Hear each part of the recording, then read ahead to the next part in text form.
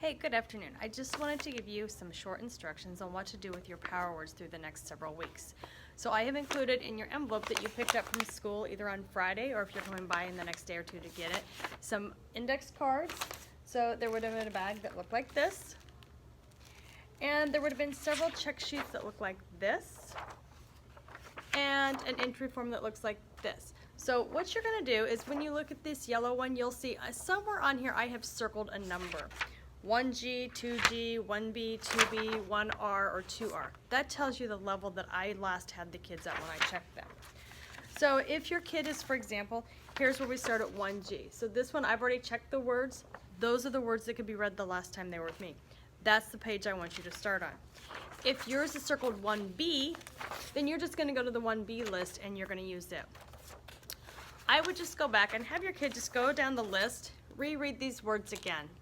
And then you're going to take the words they don't know, the ones without the check mark, and you're going to have them pick 10 of those words to put on your cards like this.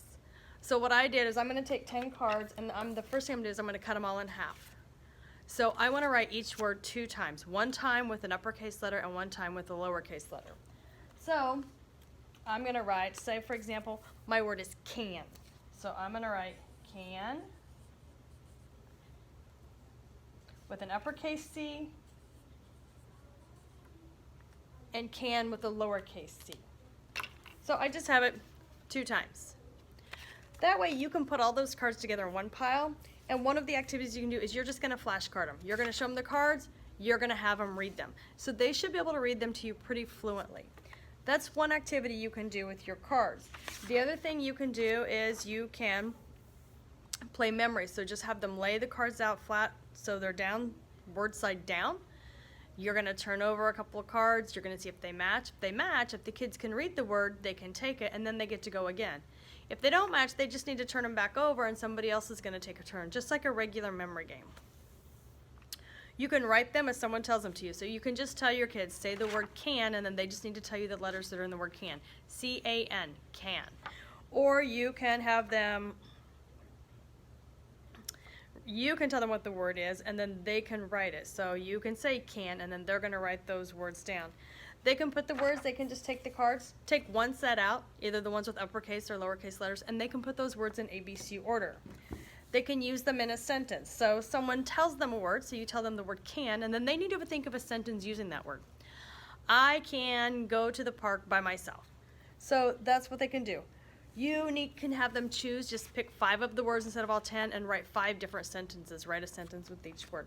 There are lots of activities they can do just to practice these words where they don't constantly have to be writing them, but they also need to be writing them because it helps them learn them. They should write them, then they can hear them, then they can say them. So all of those different modalities of seeing and hearing that word helps them to better memorize those words. So it's just a checklist then, and this is the only thing I need back for power words. I don't want any of the cards back. Keep those at home to continue with. So they're just going to check on Monday the activities that they do. They should spend 10 to 15 minutes a day working on power words. This is kind of the base of our being able to read better, our power words, and our phonics. So instead of doing worksheets every day with power words, I want them to do more hands-on engaged activities. So that's why I'm sending this home. Their job on Monday is just in Portfolio, send me the list of the 10 words you're working on that week. So every Monday, I should get that back. When you turn in packets, I should get this back, 1 for each week. So I included 4 in this packet. They have your child's name and the week of, so this one will say the week of December 7th. So I will get this week and next week when you return packets on the 18th. And then there's one in there for the following week and the week of the first week of January. So I will continue to send these home. If this one is 1G and then you've mastered all the words on 1G, go to the 2G list. So they're in order here as they get harder, so just go in the same order. Once you get the 1G, go to the 2G.